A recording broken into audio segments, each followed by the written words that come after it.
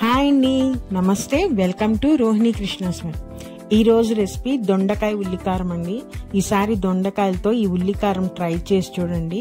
చాలా రుచిగా, చాలా కమ్మగా ఉంటుంది ఈ కర్రీ అనేది.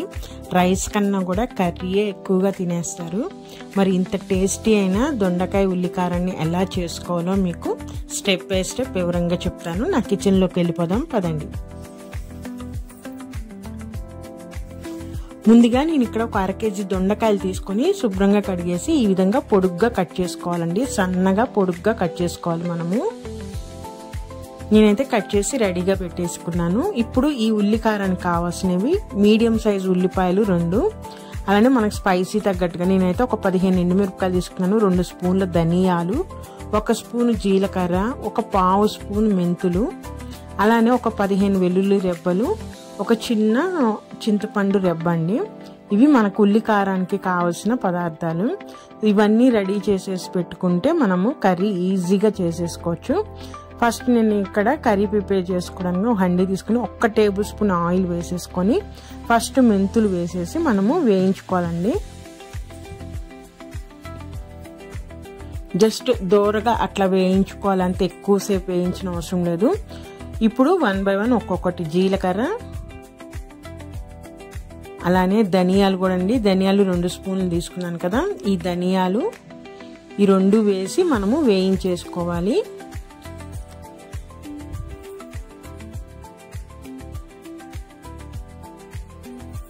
జస్ట్ 1 నిమిషం పాటు వేయించుకుంటే సరిపోతుందండి, ఎక్కువ అవసరం లేదు. ఇలా వేయించుకున్న ధనియాలు జీలకర్రని మనము ఒక ప్లేట్లోకి తీసేసుకొని నెక్స్ట్ అదే ప్యాన్లో మనము ఎండుమిర్చి కూడా వేసుకొని ఎండుమిరపకాయలు వేగగానే వాటిని కూడా ఒక ప్లేట్లోకి తీసేసుకోవాలి. మనము ఏది కూడా మాడిపోకూడదండి, దోరగా వేయించుకోవాలి. ఎండుమిరపకాయలు వేగగానే ఇంకొక స్పూన్ ఆయిల్ వేసుకొని మనము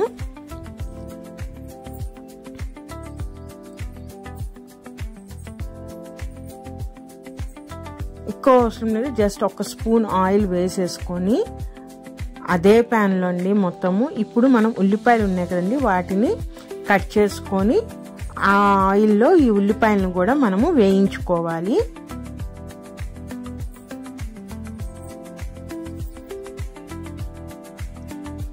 ఈ ఉల్లిపాయ అనేది మన గ్రేవీ అండి, కర్రీలో గ్రేవీ కోసం ఈ ఉల్లిపాయ. సో మనకి ఎంత కావాలో క్వాంటిటీ తీసుకోండి.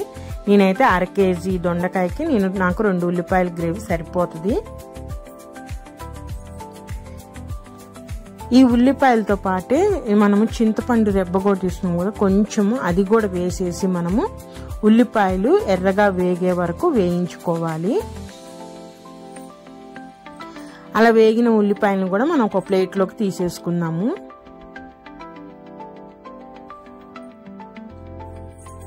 వీటన్నిటిని మనము చల్లారబెట్టాలండి.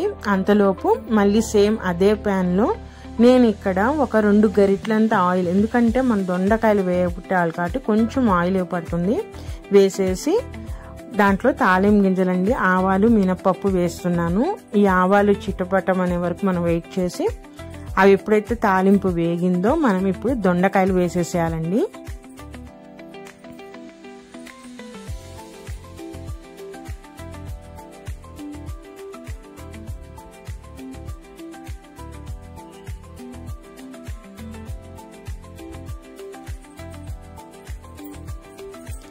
ఈ దొండకాయలు ఆయిల్లో మనము ఒక 1 నిమిషం పాటు ఫ్రై చేయాలంటే ఆయిల్ అనేది దొండకాయ మొత్తాన్ని పట్టేటట్టుగా హై ఫ్లేమ్లో పెట్టుకొని 1 నిమిషం పాటు బాగా కలుపుకుంటూ ఫ్రై చేయాలి.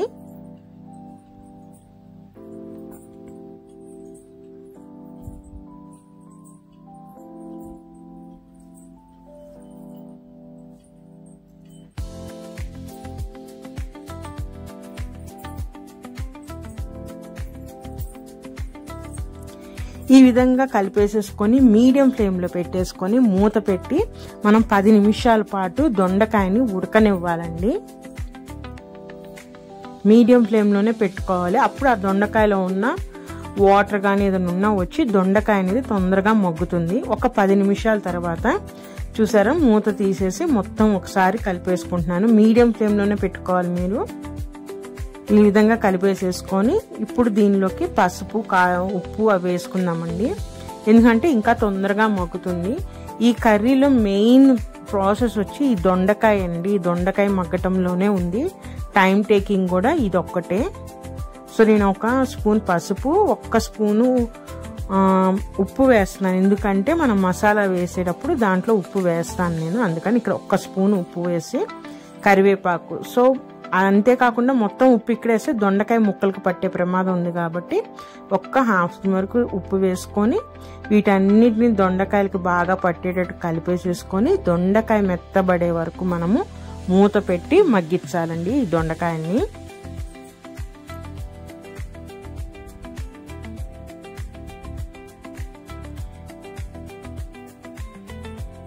చెప్పాను కదా, ఈ కర్రీలో ప్రాసెసే ఈ దొండకాయలు మగ్గటం అనేది. లేదు మనకి ఇంకొంచెం త్వరగా అయిపోవాలంటే ఇదే దొండకాయలు మనము డీప్ ఫ్రై చేసి కూడా మనము ఈ డైరెక్ట్గా ఇప్పుడు ఈ మగ్గే టైం అంతా సేవ్ అవుతుంది. తాలింపులో దొండకాయలు వేసేసి మనము రెడీ చేసుకోవచ్చు.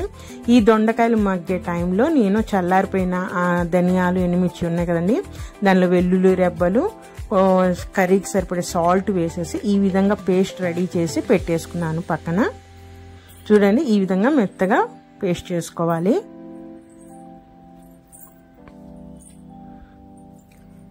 ఇప్పుడు మూత ఒకసారి తీసి చూద్దామండి.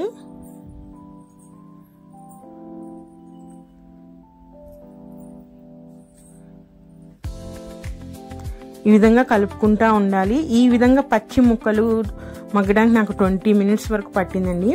మనము దొండకాయలు కూడా పెన్సిల్ దొండకాయలు తీసుకుంటే చాలా త్వరగా మగ్గుతాయి. సన్నగా ఉంటాయి చూడండి, ఆ దొండకాయలు సెలెక్ట్ చేసుకుంటే చాలా త్వరగా మగ్గుతాయండి పచ్చి ముక్కలైనా సరే. అవి కాకుండా వేరే రకం తీసుకుంటే మటుకి మనము డీప్ ఫ్రై చేసుకొని యూజ్ చేయటం మంచిది. చాలా త్వరగా అవుతుంది కర్రీ, ప్లస్ కాయలు కూడా మగ్గుతాయి. లేదంటే ఉడకబెట్టిన దొండకాయలైనా యూజ్ చేయొచ్చు. నాకు ఇంకా కొంచెం టైం పట్టిద్దండి అవి మగ్గటానికి. నేను ఇంకొక 5 మినిట్స్ పెట్టాను. చెప్పాను కదా, ఈ కర్రీలో మెయిన్ టైం టేకింగ్ అంటే ఈ దొండకాయ అనేది మగ్గటమే. దొండకాయ మగ్గకుండా కనుక మనం ఉల్లికారం వేస్తే ఇంకా ఆ తర్వాత కర్రీ అనేది బాగోదు. దొండకాయ అనేది పచ్చి పచ్చిగా ఉంటుంది. సో మీరు టైం అంటే కర్రీ తొందరగా అయిపోవాలంటే డీప్ ఫ్రై చేసేసి ఆ దొండకాయలు వేసుకోవటం బెస్ట్. లేదంటే పెన్సిల్ దొండకాయ అనేది సెలెక్ట్ చేసుకోండి. సో ఇందాక మనం గ్రైండ్ చేసుకున్న దొండకాయ అదే ఉల్లికారం ఉంది కదండి, ఆ ఉల్లికారం మొత్తం దొండకాయలో వేసేసుకోవాలి.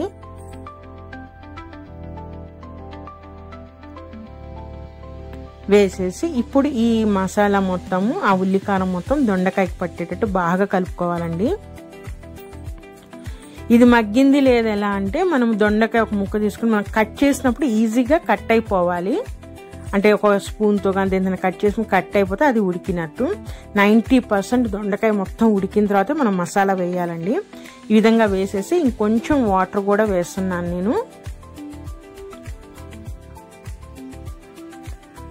ఎందుకంటే ఇంకా దొండకాయ అనేది ఇంకా 10% ఉడకాలి. మనకి ఆ మసాలా కూడా దొండకాయకి అంత పట్టాలి కాబట్టి కొంచెం వాటర్ వేసుకొని మనం కలుపుకుంటే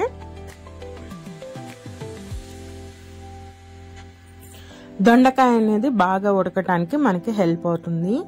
సో ఈ విధంగా మొత్తం కలిపేసేసుకొని ఇప్పుడు మూత పెట్టేసేసుకొని మనము ఇంకొక 5 నిమిషాల పాటు మగ్గించుకోవాలి.